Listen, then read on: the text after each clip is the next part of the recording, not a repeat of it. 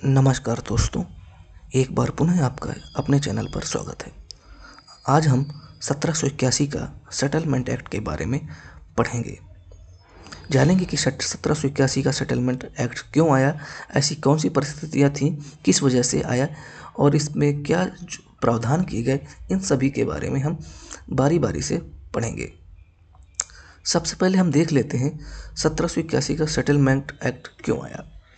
इसका जो प्रमुख कारण क्या था कि 1773 का जब रेगुलेटिंग एक्ट आया था तो उसमें बहुत सी चीज़ें अस्पष्ट थीं और उन्हीं चीज़ों को, उन्हीं जो कमियां थीं, उन्हीं को दूर करने के लिए यह एक्ट लाया गया। तो सवाल है कि 1773 के रेगुलेटिंग एक्ट में क्या कमियां थीं, 1773 का रेगुलेटिंग एक्ट क्या था। तो दोस्तों, इसके बारे में पहले ही वीडियो बनाया जा चुका है। आप इस एक्ट को पढ़ने से पहले 1773 का रेगुलेटिंग एक्ट देख सकते हैं।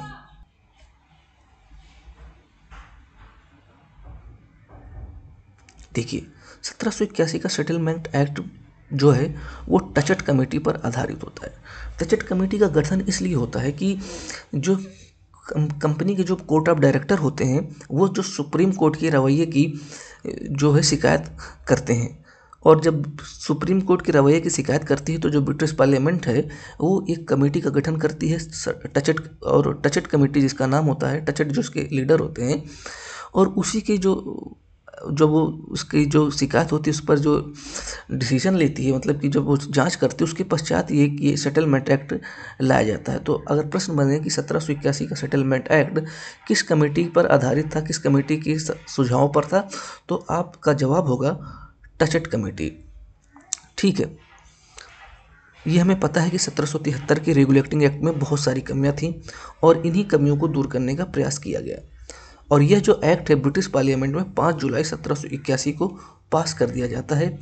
और इस अधिनियम का जो मुख्य प्रावधान था वो सर्वोच्च न्यायालय और गवर्नर जनरल काउंसिल के बीच संबंधों का सीमांकन करना था, यानी कि जो इनकी पावर थी उनको सीमांकन करना था।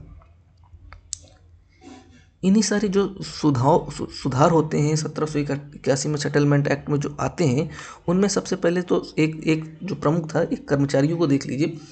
1773 में जो कर्मचारी होते हैं ईस्ट इंडिया कंपनी के, वो गवर्नर जनरल इन काउंसिल और सुप्रीम कोर्ट दोनों के कंट्रोल में आ जाते हैं। तो इससे क्या होता है, दोनों ही इनके कान पकड़ने में लगे रहते हैं, यानी कि इधर से ये इन्हें डंडा दे रहे हैं, इधर से इन्हें डंडा दे रहे हैं। तो एक ज़्यादा बहुत ही एक दुविधा होती है काम करने में, एक और बहुत ही ज़्यादा एक रुकावटें पैदा होती हैं। तो सबसे पहले इस एक जो है इस चीज़ को इस एक्ट में दूर करने का प्रयास किया गया। कैसे किया गया, इसमें क्या होता है कि कर्मचारियों के ऑफिशियल कार को, सिर्फ ऑफिशियल कार को सुप्रीम कोर्ट के कंट्रोल से बाहर कर दिया गया। मतलब कि अब कर्मचारियों के प्रशासनिक निर्णयों के विरुद्ध कार्रवाई नहीं सुप्रीम कोर्ट कर सकता था।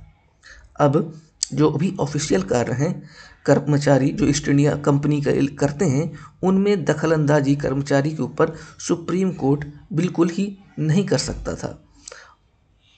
ठीक है, एक और जो उस समय जो प्रॉब्लम क्रिएट हो रही थी कि सुप्रीम कोर्ट जो निर्णय देता था वो कि उसके जो जज होते थे वो ब्रिटेन के होते थे, मतलब ब्रिटेन से नियुक्त होकर आते थे। उन्हें भारतीय पृष्ठभूमि के बारे में कोई जानकारी नहीं होती थी और वो ऐसे निर्णय दे देते थे, वो अपने हिसाब से जो ब्रिटिश कल्चर में ब्रिटिश रूल के हिसाब से ही वो अपना मतलब कि जो न्याय प्रणाली चला रहे थे। ऐसे में जो भारत के लोग हैं, भारत में मुस्लिम और हिंदू जो मुख्यतः रह रहे थे, उनकी जो निजी जो पर्सनल लॉ हैं वो उनके हिसाब से वो न्याय नहीं मिल रहा था और उसके हिसाब से ये उन्हें गलत लग रहा था। और साथ में गवर्नर जनरल इन काउंसिल भी ऐसे नियम बना रही थी जो कि भारतीयों को बिल्कुल ताक में रख रही थी। उन्हें कोई मतलब नहीं है भारत के कल्चर और जो सोसाइटी है उनके बारे में कोई चीज़ का ध्यान उन्हें रखने की मतलब फिक्र नहीं है।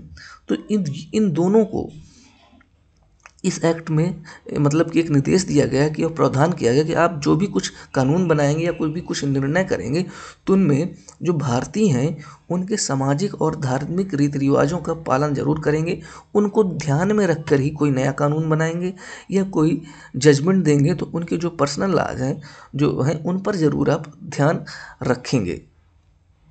ठीक है, इसके बाद देखते हैं और क्या प्रावधान है। ये तो आपने पढ़ लिया है। पहले गवर्नर जनरल इन काउंसिल को सर्वोच्च न्यायालय की अधिकारिता से मुक्त कर दिया जाता है।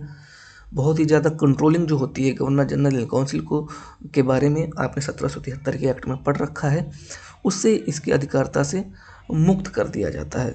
अब गवर्नर जनरल इन काउंसिल थोड़ी पावरफुल हो जाती है और वो बहुत ही ज़्यादा हैप्पी लगती है, लेकिन अभी इतनी भी ज़्यादा नहीं है, इतनी भी पावरफुल नहीं है गवर्नर जनरल।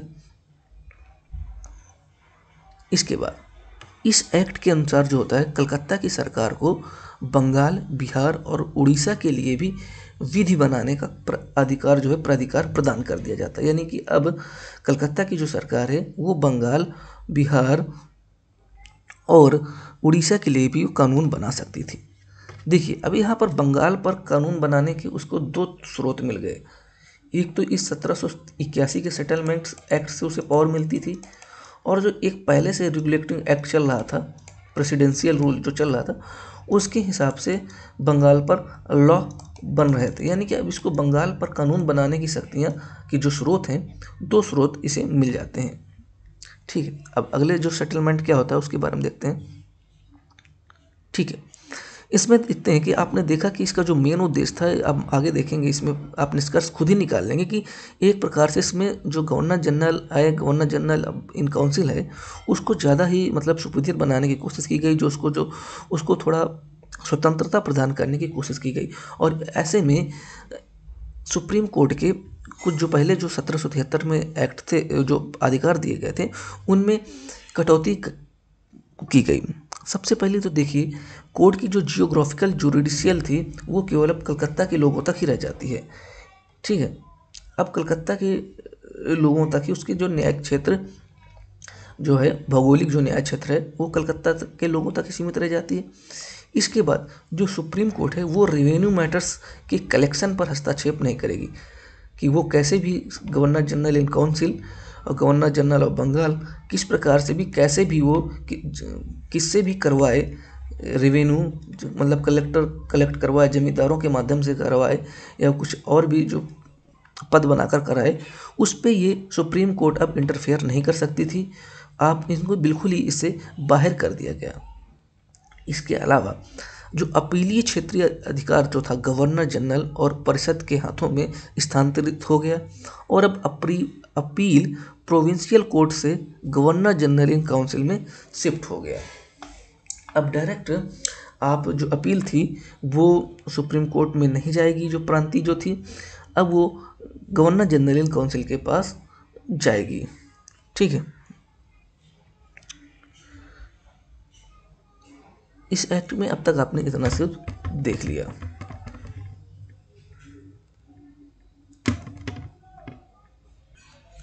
अब आप इन बिंदुओं से समझ जाएंगे कि 1781 के सेटलमेंट का महत्व क्या है और इससे हमें क्या मतलब कि इससे कंपनी जो है क्या हासिल होता है। देखिए कोर्ट की तुलना में काउंसिल परिषद को ज़्यादा वरीयता दी गई, हमें पता है। हमने देखा कि किस प्रकार से सुप्रीम कोर्ट के जो पहले जो अधिकार थे उनमें कटौती की गई, उनको कर्टेल किया गया और गवर्नर जनरल काउंसिल को ज़्यादा स्वतंत्रता प्रदान की गई। और इस एक्ट ने काउंसिल को अत्यधिक मजबूत बना ही दिया, जिससे भारतीय साम्राज्य को कंट्रोल करने में उसे बहुत ही ज़्यादा मदद मिली। और सबसे मेन चीज़ है, इसको याद कर लीजिएगा, प्रश्न में भी पूछा जाता है, कार्यपालिका को न्यायपालिका से अलग करने का इस एक्ट के माध्यम से पहला प्रयास था। प्रश्न पूछ लिया जाता है किस एक्ट के द्वारा प्रयास किया गया कि कार्यपालिका को न्यायपालिका से अलग करने का प्रयास किया गया। तो जो है ये 1781 का सेटलमेंट एक्ट है। ठीक है, तो हमने जो सारी चीज़ें थी 1781 से इम्पोर्टेंट जो सेटलमेंट एक्ट थी वो सारी हमने इस वीडियो में पढ़ ली। अब हम आज का अभ्यास प्रश्न देखते हैं और उसका जो उत्तर है आप कमेंट बॉक्स में बताएंगे। ऑप्शन प्रश्न है, एक्ट ऑफ सेटलमेंट 1781 का प्रमुख उद्देश्य क्या था? ब्रिटिश संसद द्वारा कंपनी पर अपने प्रभाव को अधिक मजबूत करना, 1773 के एक्ट की कमियों को दूर करना, प्रांतों का एकीकरण करना, बोर्ड ऑफ कंट्रोल का गठन करना। तो इसका उत्तर आप कमेंट बॉक्स में बताएंगे। ठीक है, फिलहाल इस वीडियो में इतना ही। अगर आपको वीडियो पसंद आया हो तो लाइक करें, अपने किसी भी जो सवाल हैं या कोई सुझाव है तो उसे कमेंट करें, वीडियो को अपने दोस्तों के साथ साझा जरूर करें, चैनल को सब्सक्राइब करें और देखने के लिए आपका बहुत बहुत धन्यवाद। अगले जो वीडियो होगा उसमें हम जो अगला जो एक्ट है पिट्स इंडिया एक्ट के बारे में डिटेल से पढ़ेंगे। तो फिलहाल इस वीडियो में इतना ही, चलिए मिलते हैं अगले वीडियो में।